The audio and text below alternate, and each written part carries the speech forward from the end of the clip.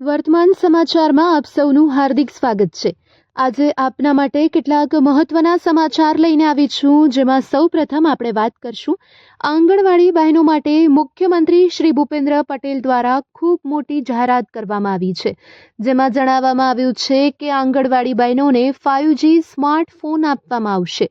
આ ઉપરાંત તેઓ તેમાં બાળકોનું વજન, ઊંચાઈ, પોષણ વગેરે તમામ જેવી માહિતી ઓનલાઈન અપડેટ કરી શકશે। જી હા, આપ સૌ માટે એક ખૂબ જ ખુશીના સમાચાર છે, અને ખાસ કરીને આંગણવાડી બહેનો માટે કે જેમને મુખ્યમંત્રી શ્રી 5G સ્માર્ટફોન આપશે। અન્ય વાત કરીએ તો વસ્તી ગણતરી હાલ પૂરતી મોકૂફ રહેશે। 5 એપ્રિલથી વસ્તી ગણતરી જે શરૂ થવાની હતી તે સ્થાનિક સ્વરાજ્યની ચૂંટણીને કારણે મોકૂફ રાખવામાં આવી છે, અને થોડા સમયમાં જ સરકારશ્રી દ્વારા નવી તારીખ જાહેર કરવામાં આવશે, અને ત્યારબાદ વસ્તી ગણતરીની કામગીરી હાથ ધરાશે। ત્યારબાદ આપને જણાવીએ કે વર્તમાન સમયમાં દેશમાં પેટ્રોલ, ડીઝલ અને એલપીજીની સ્થિતિ શું છે તે અંગે વાત કરીએ તો રાજ્યમાં હાલ તેની કોઈ જ અછત નથી। રાજ્યમાં પેટ્રોલ, ડીઝલ અને એલપીજીનો પૂરતો જથ્થો ઉપલબ્ધ છે। તો હાલ રાજ્યમાં 6,688 પેટ્રોલ પંપ કાર્યરત છે, અને અસાધારણ બુકિંગને કારણે અસ્થાયી વિલંબ થયો હતો, પરંતુ હવે સ્થિતિ ખૂબ જ સારી છે। આ સ્થિતિ સુધરી ગઈ છે। આ ઉપરાંત આજે આપણે વાત કરીશું હવામાન અને વાવાઝોડાની મોટી આગાહી વિશે।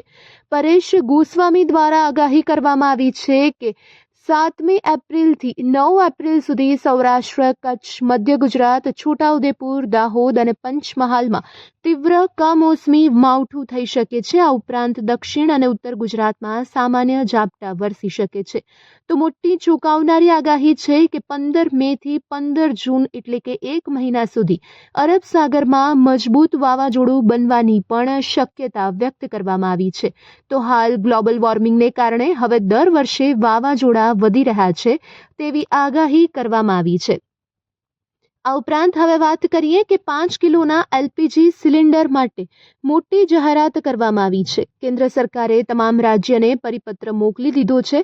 જેમની પાસે એલપીજી કનેક્શન નથી, એટલે કે સ્થળાંતરિત કામદાર, વિદ્યાર્થી, દૈનિક મજૂર, ભાડાના મકાનમાં રહેતા લોકો જેમની પાસે કનેક્શન નથી, કોઈ પણ ઓળખપત્ર, આધાર કાર્ડ કે વોટર કાર્ડ બતાવી તેઓ 5 કિલોનો સિલિન્ડર ખરીદી શકશે, અને સબસિડી વગરનું આ સિલિન્ડર હશે, અને આ માટે સરનામાની પણ કોઈ જરૂરત નહીં પડે।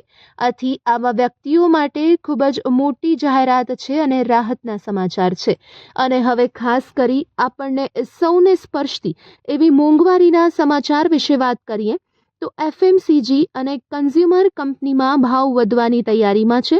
બિસ્કિટ, સાબુ, ખાવાનું તેલ, પેન્ટ, ટીવી, ફ્રીજ જેવી ઘરગથ્થુ વસ્તુઓ મોંઘી થવાની શક્યતા રહેલી છે।